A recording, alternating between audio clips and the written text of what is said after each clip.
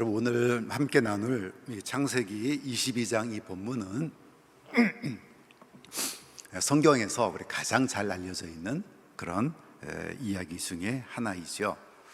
우리 잘 알고 있는 그런 이야기지만 내용을 좀 간추려 드리면 다음과 같은 이야기입니다.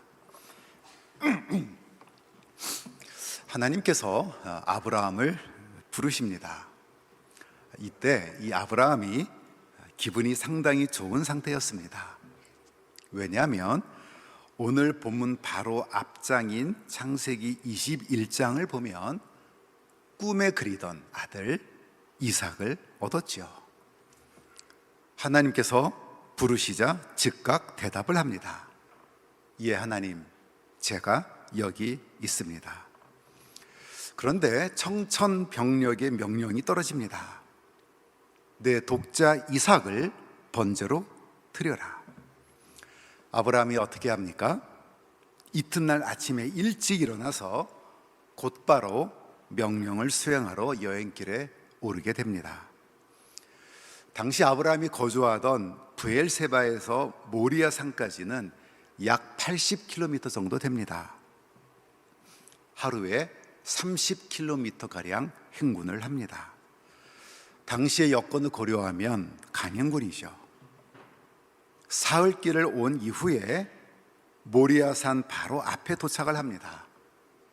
함께 온 사환들을 남겨놓고 이삭과 둘이서 그곳을 올라갑니다. 아브라함은 번제에 쓸 나무를 이삭에게 들게 하고 자기는 불과 칼을 손에 들고 올라갑니다. 여기에 적혀있는 손에 든 칼이라고 하는 이 해당하는 히브리어는 상당히 큰 칼을 의미합니다. 자기의 아들을 죽일 칼입니다. 이삭과 아브라함이 대화를 합니다. 아버지, 내 아들아, 내가 여기 있다. 불과 나무는 있는데 정작 번제할 양이 없습니다. 이때 아브라함이 애매한 답변을 합니다. 아들아, 번제할 어린 양은 하나님이 친히 준비하실 것이다. 죄송합니다. 그곳에 오른 이후에 이삭을 결박을 합니다. 그리고 주저없이 칼을 내밀어 이삭을 죽이려고 합니다. 이때 하늘에서 다급한 목소리가 들리죠. 아브라함아, 아브라함아, 손을 대지 말라. 이제야 네가 나를 경외하는 줄 알았다. 곁을 보니까 순양 한 마리가 수풀에 걸려 있었습니다. 이 순양을 잡아다가 이삭을 대신해서 번제로 드립니다. 그리고 이 일 후에 하나님께서 아브라함에 큰 복을 내리셨다라는 이야기가 실려져 있죠. 우리가 잘 알고 있는 이 이야기를 읽으면 여러 생각이 교차가 되고 질문들도 많이 생깁니다. 우선 하나님이 너무하다는 생각이 듭니다. 이 아들 이삭이 누구인지, 어떻게 해서 얻게 된 아들인지 가장 잘 아시지 않습니까? 아브라함 가정에게 주신 이 기쁨을 어찌도 그렇게 빨리 빼앗으려 하실까? 또한 이상한 것은 하나님께서 아브라함이 당시에 살고 있었던 브엘세바가 아니라 모리아 땅에 있는 산으로 가서 드리라고 한 겁니다. 아브라함이 살던 브엘세바에서 모리아까지는 최소한 3일이 걸리는 거리입니다. 그냥 브엘세바에서 아들을 드리라 하면 될 텐데 3일 길을 걸어가라는 겁니다. 생각해 보십시오. 3일 길을 가면서 아브라함의 마음이 편했을까요? 본문을 잘 읽어보시면 제3일이 되어서야 아브라함이 눈을 들었다, 이렇게 기록이 되어 있습니다. 곧 얼굴을 들었다는 이야기죠. 3일 길 가는 동안 아브라함은 고개를 못 들고 땅만 쳐다보며 갔을 겁니다. 힘든 일, 빨리 끝내면 좋을 텐데 3일씩이나 고통을 당해야 했습니다. 더욱더 이해할 수 없는 것은 번제로 드리라고 했습니다. 여러분, 번제가 뭡니까? 번제할 때 이 번자는 태울 번자입니다. 그 제물을 다 태워서 드리는 제사입니다. 영어로는 그래서 burnt offering이라고 그렇게 이야기를 합니다. 지난 세기 20세기 최대 비극 중 하나가 유태인 대학살, 홀로코스트라고 그러지 않습니까? 이 홀로코스트라고 하는 이 말은 번제에 해당되는 라틴어에서 온 말입니다. 곧 600만 명의 유대인들을 잔인하게 죽인 이 죽음을 성경의 용어인 번제에 비유해서 우리는 지금도 홀로코스트라고 부르고 있습니다. 번제는 재물 입장에서는 그만큼 혹독한 겁니다. 이 번제를 어떻게 드립니까? 규칙이 있습니다. 먼저 재물을 제사장이 아니라 재물을 가지고 온 당사자가 직접 죽여야 됩니다. 그리고 재물의 가죽을 벗깁니다. 또한 재물을 잘게 썰어야 됩니다. 이것을 각을 뜬다고 그럽니다. 그 후에 이 재물을 하나도 남김없이 다 태워야 번제가 끝나는 겁니다. 이 번제를 드리되 자기의 아들을 제물로 이렇게 드리라는 명령입니다. 본문을 읽어보면 하나님만 이해하기 어려운 것이 아닙니다. 아브라함도 이해할 수가 없습니다. 이 납득할 수 없는 명령을 들은 아브라함, 우리 생각에는 하나님께 다시 한번 물어봐야 했을 것 같습니다. 하나님, 혹시 제가 잘못 들은 것 아닙니까? 하지만 아브라함은 명령이 있은 바로 그 다음 날 시행을 합니다. 아침에 일찍 일어나 번제에 쓸 나무를 쪼갰습니다. 생각해 보십시오. 3일 길을 가면서 아브라함은 별의별 생각이 다 들었을 겁니다. 갈등도 많이 했을 겁니다. 어떤 아들인데, 얼마나 기다려서 얻은 아들인데, 피눈물이 났을 겁니다. 아들이 묻지 않습니까? 아버지요, 이상합니다. 불과 나무는 있는데 정작 번제할 어린 양은 어디 있습니까? 자기의 아들과 이 세상에서 마지막으로 나눌 수 있는 대화입니다.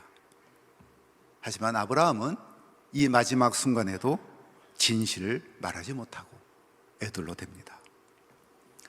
우리 인간 독자 입장에서 이 본문을 읽고 있으면 하나님도 너무하시고 아브라함도 너무하다는 생각이 듭니다. 이런 철학자 중에 임마누엘 칸트라고 하는 사람이 있습니다. 경건한 철학자였습니다. 하지만 칸트는 이 본문을 두고 혹평을 합니다. 말도 안 된다는 것이죠. 창세기 22장에 묘사된 하나님은 우리 기독교가 믿는 하나님과 거리가 있다, 그렇게 생각을 했습니다. 동시에 아브라함의 처신에 대해서도 신랄히 비난을 했습니다. 정말 여호와 하나님의 그런 무지막지한 신적 명령이 떨어졌다면 그 순간 아브라함은 자기 아들을 죽이기보다 하나님께 항의했어야 됐다는 겁니다. 하나님, 저는 하나님께서 인신 제사를 받으시는 분인지 몰랐습니다. 하지만 정말 그것을 원하신다면 좋습니다. 제 아들 말고 저를 죽이십시오. 이렇게 말하는 것이 그나마 인간의 도덕률에 맞다는 것입니다. 하지만 여러분, 이 본문을 잘 살펴보시면 우리가 다시 생각해 볼 중요한 메시지들이 있습니다.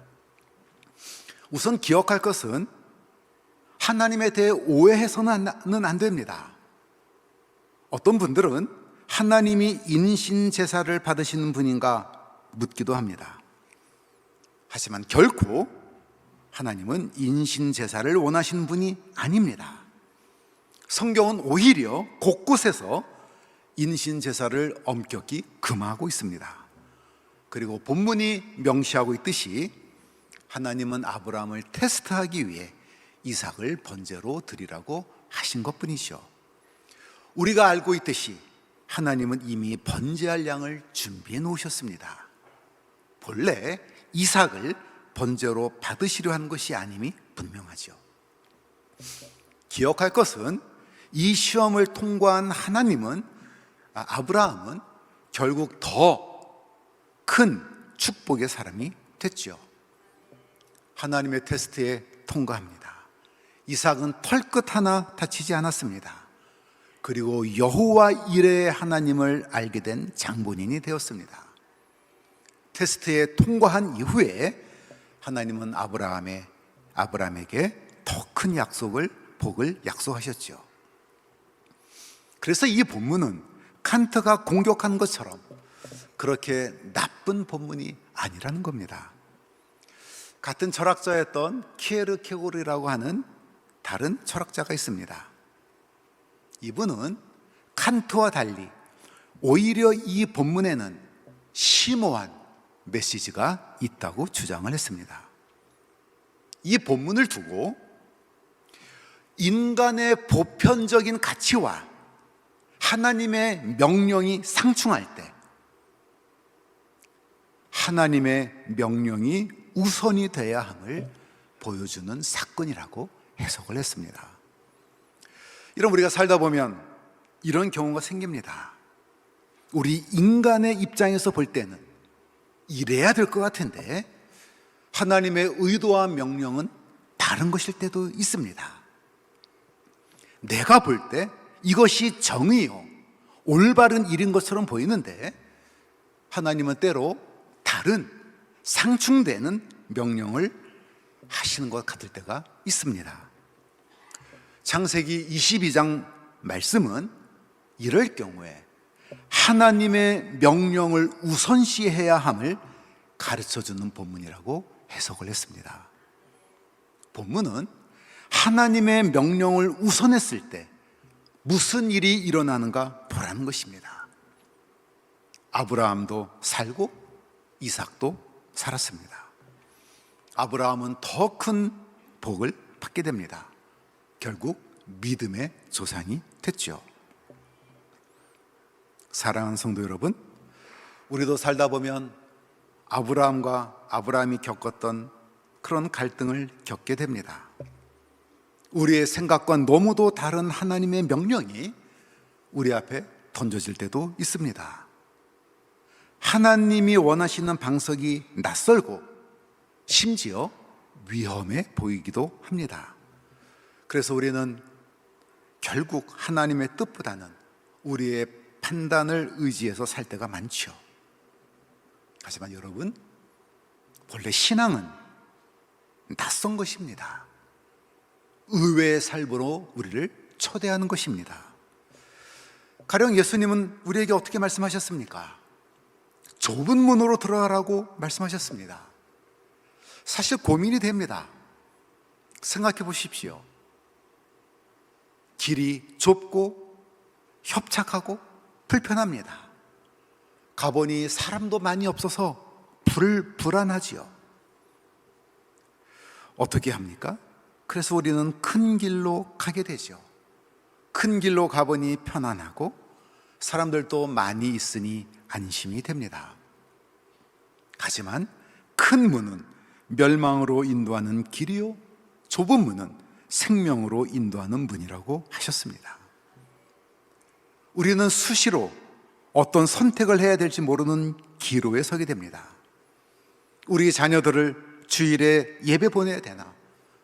학원에 보내야 하는가? 내 형편, 내 가족, 내 교회를 나름대로 생각해 보면 이것이 옳은데 하나님은 때로 다른 요구를 하실 때가 있습니다. 사랑하는 성도 여러분, 인간의 보편적인 가치와 하나님의 명령이 상충할 때 하나님의 명령을 우선해 보십시오. 아브라함이 누린 복을 우리에게도, 또한 이곳 안산제일교회도 주시리라 믿습니다. 오늘 본문을 읽다 보면 좀 의외의 장면이 나옵니다. 아브라함이 이삭을 결박하여서 제단 나무 위에 놓고 주저없이 칼로 아들을 죽이려 할 때 다급한 소리가 들립니다. 아브라함아, 아브라함아, 그 아이에게 내 손을 대지 말라. 아무 일도 그에게 하지 말라. 여러분, 저는 천천히 이야기를 했지만 실제 상황에서는 아주 다급한 목소리였을 겁니다. 아브라함아, 아브라함아. 여러분, 구약 성경에 나오는 여러 이야기들을 드라마로 우리가 만든다면 아마 하나님께서 가장 다급한 목소리를 보이는 장면이 오늘 이 본문일 겁니다. 여러분, 성경을 읽어보십시오. 하나님이 언제 이렇게 다급하신 적이 있었습니까? 이스라엘 백성들이 출애굽할 때 앞에는 홍해가 있고 뒤에는 애국 군사들이 쫓아오자 이스라엘 백성들은 다급해했죠. 하지만 정작 하나님은 걱정 말라고 모세를 통해 차근차근히 하나님의 계획을 말씀하셨죠. 하나님은 어떤 상황에서도 그렇게 다급한 분이 아니셨습니다. 하지만 오늘 본문에서는 하나님이 다급해지셨습니다. 행여 이삭이 죽임을 당할까 봐 아브라함을 향해 큰 소리로 급하게 외치신 것이죠. 성도 여러분, 이 순간 하나님의 표정을 떠올려 보십시오. 아마 이때 하나님은 다급한 목소리를 내셨지만 가장 기쁜 순간이 아니셨을까 라는 역설적인 생각을 해봅니다. 당신의 명령에 토시 하나 달지 않고 가라면 가고 아들을 드리라면 드렸던 이 아브라함의 무지막지한 믿음을 보시고 하나님께서 기쁘셨을 것 같습니다. 인신 제사를 혐오하시는 하나님은 그런 명령을 내리시는 분이 아닐 것이지만 일단 명령을 받은 이상 더 이상 묻지 않고 그대로 실천할 수 있는 이 사람 아브라함을 보시며 기쁘셨을 것 같습니다. 사랑하는 성도 여러분, 우리 인간이 과연 무엇으로 하나님을 기쁘게 할 수 있겠습니까? 우리가 열심히 선한 일을 하면, 헌금을 많이 하면 하나님이 기뻐하실까요? 공의로운 일에 우리의 몸을 마구 던지면 하나님께서 기뻐하실까요? 우리의 행위는 그 어떤 것도 거룩하신 하나님 앞에 의로운 것이 될 수가 없습니다. 아브라함은 어떻게 하나님을 기쁘시게 했습니까?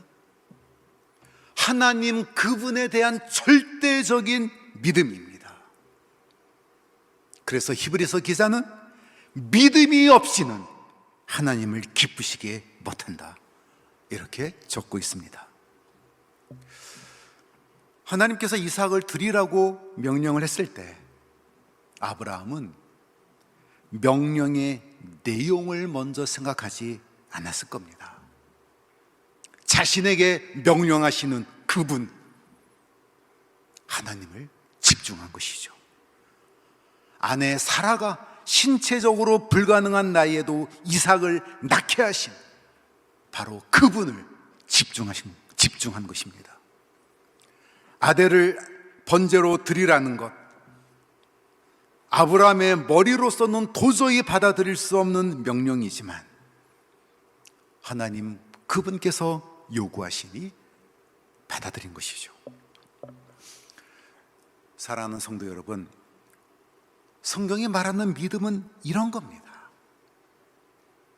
내가 머릿속에서, 내 경험 속에서 먼저 계산한 이후에 나머지 부분에 대해서 하나님을 믿어드리는 것은 믿음이 아닙니다. 나와 너무도 다른 요구이지만 하나님의 명령이요 뜻이니 그분께 순종하는 것, 이것이 성경에서 말하는 믿음이요, 이 믿음을 소유한 자들이 성도입니다. 저는 이 시간 안산제일교우 모두 이런 깊은 차원의 믿음을 소유하시고 경험해 보시기를 간절히 바랍니다. 한 말씀 더 드리겠습니다. 아브라함이 보여준 이 믿음은 참 이해하기 어려울 만큼 무지막지한 믿음입니다. 질문이 있습니다. 우리는 왜 이런 믿음이 없을까? 하나님을 믿는 사람들이 어디 한둘입니까? 하나님을 믿어도 수십 년씩 믿어온 사람들이 이렇게 많은데 왜 우리 주변에는 이런 사람들을 만날 수가 없을까? 여러분, 이에 대한 정답이 오늘 본문에 나와 있습니다. 내가 이제야 네가 하나님을 경외하는 줄 알았다. 여러분, 제가 신학교에 있지 않습니까? 우리 신학대학원 입학을 하려면 성경시험을 치게 되어 있습니다. 제가 구약 교수이기 때문에 시험 문제를 늘 출제를 합니다. 제가 이 구절을 적어놨습니다. 내가 이제야 네가 하나님을 뭐뭐 하는 줄을 알았노라. 상당수의 학생들이 답을 사랑이라고 적었습니다. 사실 내용의 흐름을 생각해 보면 하나님께서 아브라함의 이런 행위를 보시고, 그래 아브라함아, 이제야 네가 나를 사랑하는 줄 알았다, 이렇게 될 것 같지 않습니까? 하지만 성도 여러분, 정답이 아니죠. 본문에 있는 대로 이제야 네가 나를 경외하는 줄을 알았노라. 아브라함과 같은 신앙의 위인들, 믿음의 선지는 어디에서 나오는 줄 아십니까? 우리가 하나님을 많이 사랑하면 이런 믿음의 사람이 됩니까? 아닙니다. 우리 인간은 간교해서 하나님을 많이 사랑하는 사람은 결국 하나님으로부터 사랑받을 궁리만 더 많이 합니다. 우리를 봐도 그렇지 않습니까? 우리를 매일 수차례에 걸쳐서 하나님 사랑한다고 말하지 않습니까? 우리가 하나님을 사랑하지 않아서 믿음의 사람이 안 됐습니까? 오늘 본문은 뭐라고 이야기를 하고 있습니까? 이제야 네가 나를 경외하는 줄을 알았다. 여러분, 경외라는 것입니다. 이 경외라고 하는 말의 뜻은 명백합니다. 히브리어로 야레라고 하는 이 경외라고 하는 말은 한 가지 뜻밖에 없습니다. 무서움이라는 겁니다. 아브라함아, 이제야 네가 나를 무서워하는 줄 알았다. 무슨 말입니까? 아브라함과 같은 이런 절대적인 믿음의 힘이 어디서 나올까? 하나님을 많이 사랑하면 그런 믿음이 나옵니까? 오늘 본문은 이 절대적인 믿음의 힘은 여호와 하나님에 대한 두려움, 무서움에서 나옴을 가르쳐 줍니다.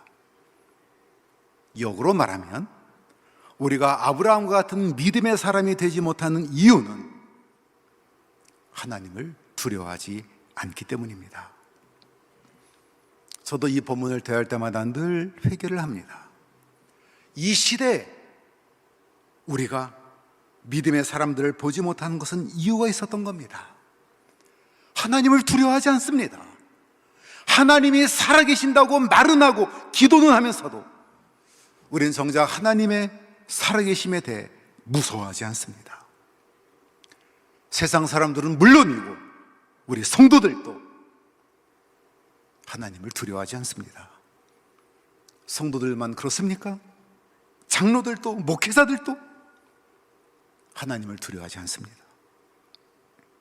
우리가 하나님을 두려워한다면 우리가 매스컴을 통해서 듣는 그런 추접한 일들이 어찌 감히 하나님의 교회에서 일어날 수가 있겠습니까? 어떻게 감히 하나님의 영광스러운 교회를 자기 것이냐, 자기 자식들에게 세습하겠습니까? 어떻게 하나님의 교회 안에서 흑색 선전, 싸움, 고소고발 이런 일이 일어날 수가 있겠습니까? 사랑하는 성도 여러분, 오늘 우리가 잘 알고 있는 이 이삭을 바치는 이야기를 세 가지 관점에서 살펴보았습니다. 내가 생각하는 가치와 하나님의 명령이 상충할 때가 있습니다. 어떻게 하겠습니까? 하나님의 명령을 우선할 것을 본문은 우리에게 요구하고 있습니다. 여러분, 여기서 오해해서는 안 됩니다. 자기 생각을 하나님의 명령으로 둔갑시켜 놓고 인간의 도덕을 무시하라는 말이 절대 아닙니다. 아브라함의 경우처럼 하나님의 명령이 분명할 때는 우리의 판단과 생각보다 하나님의 명령을 우선시하는 것이 옳다는 것을 기억해야 된다는 뜻입니다. 오늘 본문에서 다급해 하시는 하나님의 모습이 연상된다고 했습니다. 다급하셨지만 흐뭇해 하시는 하나님을 생각해 봤습니다. 우리 인간이 지닌 것 중에서 과연 무엇이 하나님을 다급케 하면서도 기쁘게 해드릴 수 있을까? 믿음이라고 그랬습니다. 우리의 생각을 넘어서는 요구이지만 요구하시는 분이 하나님이시므로 하나님만 집중한 아브라함의 믿음이라고 했습니다. 하나님을 기쁘시게 한 이 아브라함과 같은 믿음이 왜 우리에게 없을까? 하나님을 덜 사랑해서가 아니라고 그랬습니다. 오늘 본문이 지적하고 있는 대로 우리 안에 하나님을 두려워하는 마음이 없기 때문에 그렇습니다. 하나님을 두려워할 줄 아는 사람이 행복한 사람이고 믿음의 사람이 될 수 있음을 성경은 보여주고 있습니다. 아브라함이 이 일을 다 있은 이후에 그 땅의 이름을 여호와 이레 이렇게 부릅니다. 여호와 이레라고 하는 이 말은 통상 여호와께서 준비하셨다라고 생각을 하지만 히브리어의 본래 의미는 그와 조금 다릅니다. 이것은 기초 히브리어만 배워도 충분히 그 뜻을 알 수 있는 쉬운 단어입니다. 아도나이 이르게, 원래 히브리 말로 이렇게 발음을 합니다. 이 단어를 직역을 하면 오늘 제목과 같습니다. 여호와, 그가 지켜보고 계신다, 그런 뜻입니다. 무슨 말입니까? 아브라함은 고민이 생겼습니다. 100세에 낳은 이 귀한 자식을 번제로 드리라는 하나님의 명령이 떨어졌습니다. 얼마나 힘든 시간입니까? 고민의 시간이고 고난의 현장입니다. 하지만 실상은 그곳이 여호와 이레의 장소라는 것입니다. 이해할 수 없지만 하나님의 말씀대로 살려고 고군분투하는 그 현장을 하나님의 교회이므로 양보하고 져주고 원수마저 사랑하겠다고 결심하는 성도들의 그 마음을 눈에 보이는 편법이 아니라 정도를 걸어가겠다고 하는 힘든 다짐을 하는 우리 신앙인들을 여호와 그분께서 지켜보고 계신다라는 뜻입니다. 사랑하는 성도 여러분, 우리가 이 세상 살아가는 것 쉽지 않습니다. 하지만 세상을 이기며 기쁘게 살아갈 수 있는 방법이 있습니다. 대저 하나님께로서 난 자마다 세상을 이기느니라. 세상을 이긴 이 기분, 이것이 우리의 믿음이니라. 어느 순간이 오더라도 우리 성도는 믿음으로 세상을 바라보고 세상을 이기는 사람들입니다. 믿음이 적습니까? 하나님과 같은 아브라함과 같은 믿음의 사람이 되고 싶습니까? 아브라함처럼 하나님을 다급케 하는 사람이 한번 돼보고 싶습니까? 하나님을 경외하는 사람, 하나님을 두려워할 줄 아는 믿음의 사람들이 되는 것이죠. 이런 마음으로 우리 사랑하는 안산제일교회 성도님들, 여러분들을 여호와 그분께서 지켜보고 계실 것입니다. 이 하나님 신뢰하고 이번 한 주간도 신앙인의 정도를 걸어가시는 멋진 우리 교우들 다 될 수 있기를 간절히 기원합니다. 다시 기도하겠습니다. 하나님 아버지, 저희들로 아브라함과 같은 믿음의 사랑 될 수 있도록 인도하여 주옵소서. 바랄 수 없는 중에서도 하나님이시기 때문에 하나님만 바라고 믿을 수 있는 사람 될 수 있도록 인도하여 주옵소서. 어떤 경우에도 하나님만 바라보는 순종의 사람들이 되어서 궁극적으로 우리에게 최선의 것으로 갚아주시는 하나님의 오묘하신 섭리를 깨닫는 복된 성도들, 복된 교회 될 수 있도록 인도하여 주시길 예수 그리스도 이름으로 기도드립니다. 아멘.